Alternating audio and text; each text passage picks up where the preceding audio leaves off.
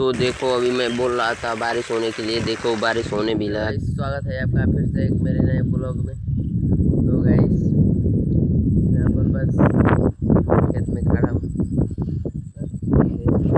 हूँ क्योंकि जब वीडियो ब्लॉग बनाने जा रहा हूँ तब बारिश होने लग रहा है।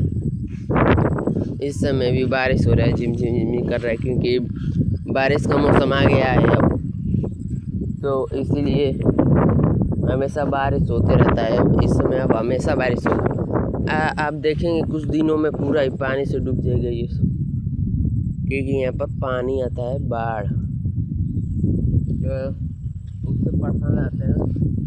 जो बारिश होता है उससे परेशान रहते हैं। चिन नहीं रहे, मुझे ही बोल रहा है। तो देखो अभी मैं बोल रहा था बारिश होने के लिए, देखो बारिश होने भी लगा। कितना तेज बारिश हो रहा है। तो एक मड़ई में जाकर रुका गया हूँ क्योंकि मेरा मड़ई है जो एकदम फट गया है। तो आप देखते हैं वीडियो में, लाइक सब्सक्राइब कर देना।